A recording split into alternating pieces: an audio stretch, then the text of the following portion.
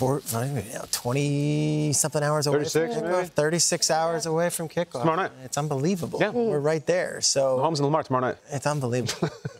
We've done 2 MVP picks on the show. We're going to get to Kyle's and Akbar's, but we thought we'd also want to give out another award, Defensive Player of the Year. Defensive Player of the Year last year was won by Myles Garrett in a heated race that included everyone from Nick Bosa to Micah Parsons and T.J. Watt. I will go first, and I'm going to go with someone who's way off the board and another big swing. I think he is an absolute physical beast. He is finally healthy. And I think Rashawn Gary is going to be the NFL's Defensive Player of the Year this year. I think the Packers are going to have a fantastic season. And I think their defense might lead the way. Gary, there he is, coming off the edge, number 52, a University of Michigan man, a Jersey guy. Has all the tools, and he's got all the physical gifts. An absolute freak of nature, and now he is coming into his own. I think this is going to be a shocker of a pick. I don't see him in any of the top 10s and any of the sports books you're looking at. And yet, I've got Rashawn Gary as my Defensive Player of the Year. I think he puts up double-digit sacks, and I think the Packers' defense wins a bunch of these games that Jordan Love in the offense puts them in a great position. So, bit of a shock to start it off, but I like it. Off the board, not one of the household names necessarily. Rashawn Gary is my Defensive Player of the Year. Next up, go to Jamie. Peter, I really like that one. I do. We have enjoyed this player all off season with his interviews and his quotes and his takes on food. Not a lot of guys, though, have won Defensive Rookie of the Year and then gone on a few years later to win Defensive Player of the Year. So I would like to add Sauce Gardner. All right. Corner. Jets. The corner for the Jets. The cool thing about Sauce is that he had that high praise and the crazy accolades to start his career with the Jets. He looked unstoppable. He was so cool coming out of the combine. His personality is off the charts. Last season, people had some heat on Sauce Gardner, and it was mostly because he wasn't even being thrown to on his side of the field. He's that good. But people were getting on his case about, why are your interceptions not higher? Why aren't your pass breakups better? It's like, well, because no one's throwing to me. Well, this division is great. The quarterbacks, I'm wearing an MVP of one of the quarterbacks in the division at this point, and I'm contradicting myself and going Defensive Player of the Year in Sauce Gardner. But I think he's a great personality, great story. The Jets defense is going to be excellent. That's a great choice. That's fun. Thank you. I like that. All right, I want you guys to stick with me on this one. Tom Brady played until he was 45 years old and still at the highest level. And nobody ever had seen that before. 45 years old, that's old. But now we expect things from players at ages we've never seen before. Brady, obviously Aaron Rodgers expected to recover from an Achilles tear at the age of 40. Kirk Cousins, too, at the age of 36.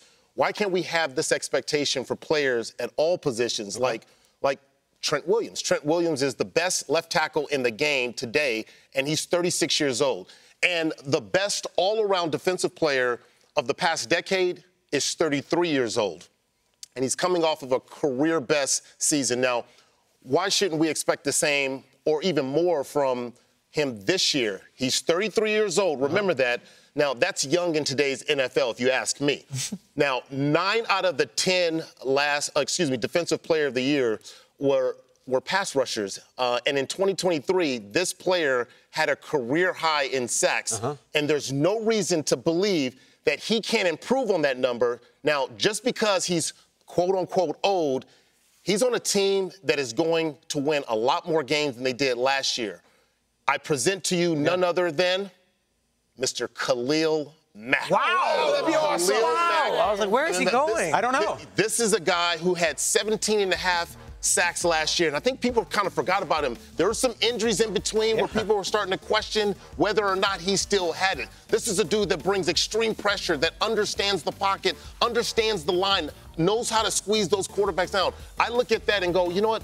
He did this before. Khalil Mack last won the Defensive Player of the Year in 2016. Sure. The last player to have a gap of 8 years or more between Defensive Player of the Year award was none other than Reggie White. Oh, that's cool. Reggie White. Now, I'm not saying he's Reggie White, but he's Reggie White-ish. I understand. Yeah, that was a long ish. In the same. Yes. So I'm giving it to my guy, Khalil Mack. I think he's Defensive Player of the Year. Wow, that's a really cool pick. He was unbelievable last year, completely unstoppable. The team didn't have a lot of heat, and I still feel like he's looked at like the second most well-known pass rusher on his own team next to Bosa on the other side. Right. But, I mean, he's been places, man. That would be an amazing journey. We've gone off the board. I mean, Gary, Sauce, and Mac. Yeah.